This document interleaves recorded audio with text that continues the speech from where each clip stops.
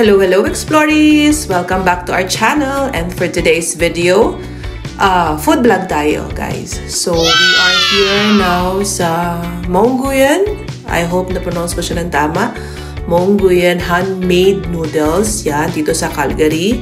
So tatry natin siya kung masarap ba siya. Kaya samahan nyo kami! So this restaurant pala is, I think there's 2 locations dito sa Calgary. So yung pinuntahan namin is the one by Northeast. Yeah, malapit siya sa TNT Supermarket. So yan, I heard masarap ang kanilang noodles kasi makikita mo handmade yung noodles na ginagawa nila, fresh. Yeah, so titikman natin yan. So upon entering, yan, maganda yung ambience nila. So pumunta kami ng hindi masyadong busy. Yan. At saka yung weather is the best time to eat noodles. Yan, na may sabaw, mainit. So yan, marami silang klase ng noodles. Iba't ibang spicy level as well. Same as the noodle type.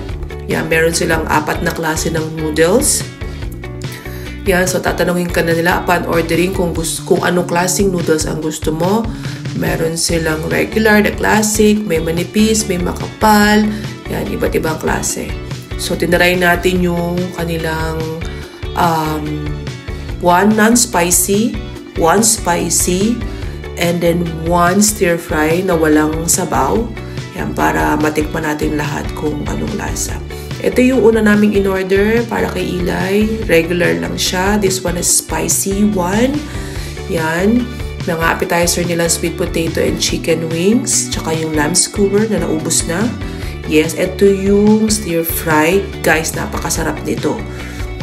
Itong isang to, yung sauce niya, napakasarap. So, worth to try. Try nyo yun, guys. Ako yun ang nagustuhan ko sa 3. Tsaka yung serving nila dito, guys. Yung 1 serving ng bowl, the large one, is good for 2 persons. Yan, kung gusto nyo umorder ng isa para makasave na rin kayo, pwede nyo na lang orderin nyo. Tapos, mag-ask na lang kayo ng extra small bowl and then you guys can share. Yan. So, overall, masarap naman ang kanilang food. Ang appetizer, masarap din. So, yan. Pasado sa ating panlasa. So, kung may chance kayo, pumunta kayo dito, guys. You can visit their locations. Yan, sa Northeast, and I think the one is in Southeast or Southwest. Yan, para matikman nyo.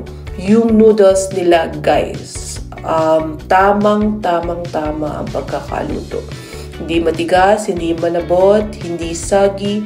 Sobrang tama lang. Tsaka malalasa mo talaga siya na handmade talaga siya. And guys, if you have any suggestions or comments na gusto nyo naming puntahan na lugar or food trip na gusto nyo naming i-video, mag-comment down below lang kayo sa baba at itatry natin siyang puntahan. So yun guys, if you are enjoying our videos about food and travel vlog, don't forget to like, share, and subscribe sa aming channel so we can share more of the food trip and travel trip with you guys. Yeah, the Explorees. And we also have a Facebook page, The Explorees as well, and also Instagram. Pwede kayong mag-subscribe and mag-follow. Maraming salamat sa inyo guys. Thank you for watching. See you on our next vlog. Bye-bye!